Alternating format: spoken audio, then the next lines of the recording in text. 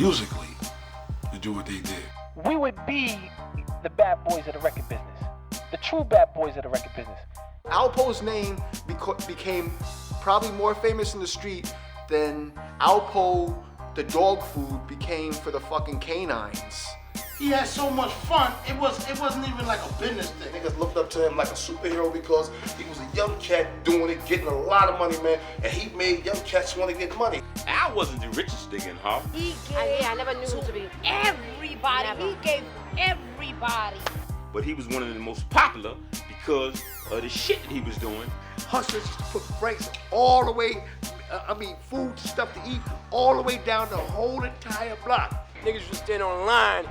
Bus ride, they'd give it. Every year, every block had a bus ride.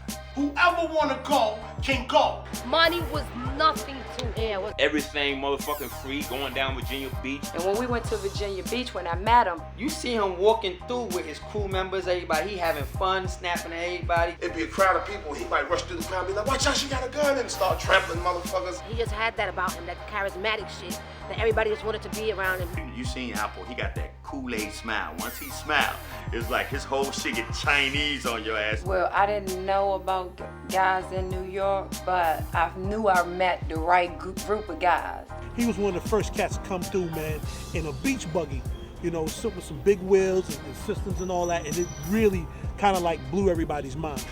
Everybody stops and you could just hear whispers going, yo, that's Al. Yo, that's Al. Money wasn't an issue with them. I told you, they were throwing this stuff around like it was toys and stuff, and you know, in the hotel room. Well, he would bring like at least six different girls that's coming to New York to meet people. When I went back to New York and I got with him, it really was like whatever K want. If you was a young girl that was dating one of those young guys, you was this shit. And he continuously would say that. It's all right to be spoiled. It's all right to want your man to spoil you. So, you know, I'm loving this. If you had a girl and you liked her, she was getting a new BMW. I want a new car. Got it. I want to move. Where? You know what I'm saying? I need some money. Here. Take what you want. If it wasn't the jewelry, it was the trips they were taking, it was the girls driving around in the cars, the mink coats, the diamonds and all that. We went up New York on the 4th of July.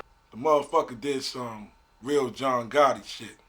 He'd say, I want to get some fireworks for the kids for 105th, and he would go to the Italians on Pleasant Avenue, and the Italians were really shady about him, like, you know, who is this guy? So they were like, what do you need? We'll bring it out to you. And he's like, really, I want to see what you got.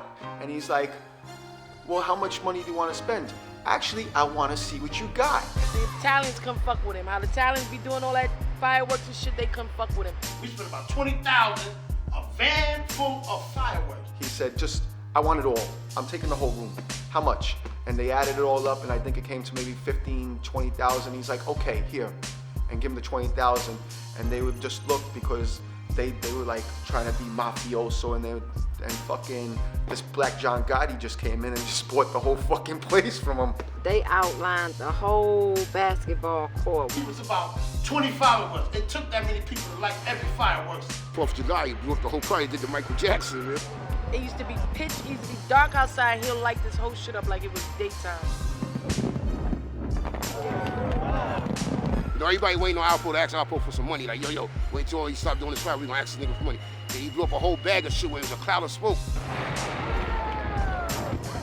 When the fucking basketball court caught on fire, that nigga disappeared like Michael Jackson and shit just disappeared on the nigga. Nobody knew where that nigga disappeared. It was so much smoke. When the smoke cleared, Poe was gone. That shit was like amazing to everybody. That's when it was like, you know what I'm saying, nigga was like on top of the world, son. The drug epidemic is as dangerous as any terrorist that we face. It is serious. It is an epidemic, and it New York's can kill. Washington Square Park. Police here are cracking down on crack dealers, searching for those selling the newest and most potent drug in town. When crack hit Harlem, man, it was crazy, man.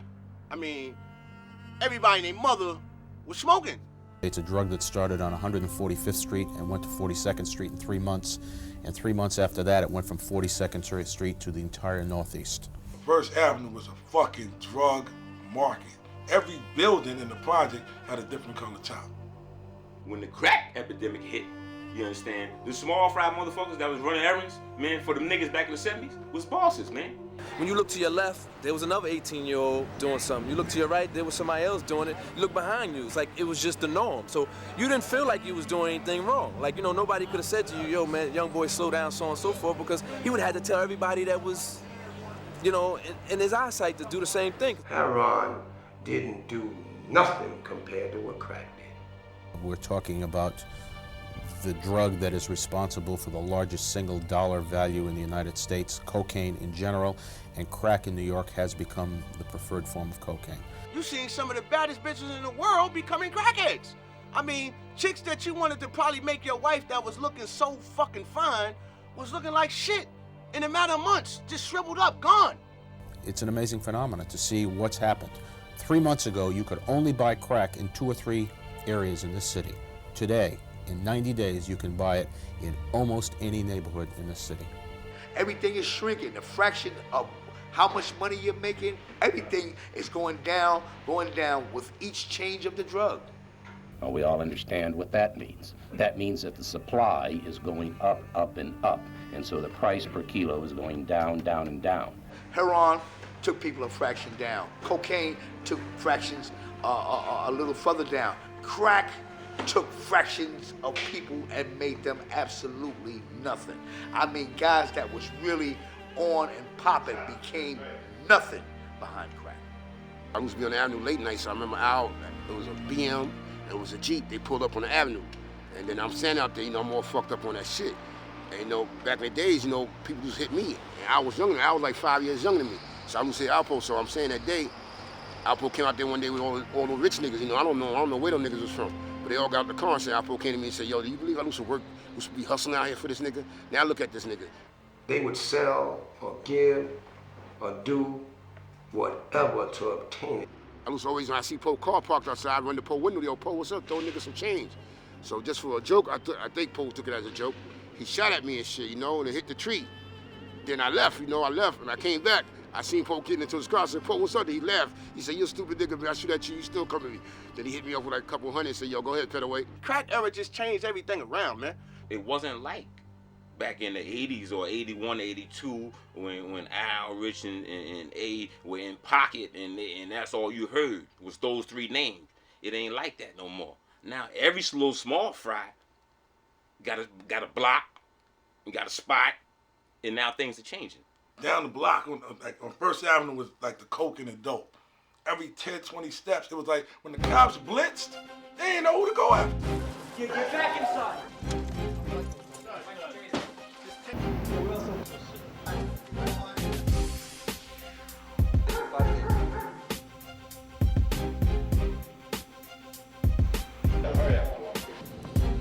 When I came home in '87, man, A, Rich, and Poe had already split up. All 3 of us was doing our own thing. You know, me, A, and Rich, we was all doing our own thing. They all had different plans, you know what I'm saying? And as he grew, his plans grew. You understand what I'm saying? And, you know, he wanted to get money. I give a nigga Poe a lot of credit, you understand, for being his age and getting the money that he was getting here in New York City. How he used to get up, man, and hit that road, go down 95, man, and go to all the other different states and shit, man. New Yorkers, it wasn't nothing for us, especially in the 80s and the 70s, for us to pack up and go down to D.C.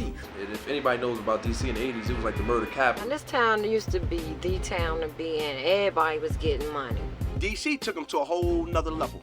We flooded D.C. so much, there was times I would go down to D.C. and I would see more New York dudes on the block than I would see D.C. dudes on the block. You know, he kept coming back, man, like larger than life. He came from the jump for me because I asked him come. I didn't want to go back up there, so I told him come down here. So now, 45th Street starting to become a headache to me. So I'm starting to say to myself, you know what? I'm gonna leave this thing alone. It's too many problems. So in the process of doing that, the girl Karen invites me down to D.C. So I go on down there, I get my jewelry together in my car, and I go down there by myself. So when I'm down there, I'm getting to know everybody in D.C. All the niggas from out of town was feeling them also. He was a happy-go-lucky person, you know, just smiling, hug me, talk to me like he'd been knowing me for years, you know, and right off the bat, he called me Mom. I would go to work. He would wait at my house all day. He was tired of sitting around in here, you know, waiting for Karen to come from work. Then he started going out on his own. And he learned DC better than I knew DC. He would like to go out with my sister and her friends. He would hang with me and Wendy in the clubs. We would take him to the go-go's. The nigga smile is what captured everybody. And he embracing all these DC niggas. You know, he hit these niggas off with a lot of cake, you know, buying niggas cars. They going out to Eddie Lennox, going shopping and all that. He came right, you know what I'm saying? He ain't come trying to take over nothing or move in on this or cut into that. Whenever a nigga was giving you like 50 keys on consignment, man, how could you go wrong? Poe wasn't making $300,000-$400,000 in Harlem. You know what I'm saying? He was making that in DC. That nigga had a connect. You can't do nothing but blow up when you got a connect like that. You can't do nothing but get money. And that's how he became really as large as he was, because his competition at that time, if you know, for those who know, was the kid Ray from Evans, and he was, you know, labeled as a $300 million nigga. He was like one of the biggest cats coming up out of DC. He doing life now.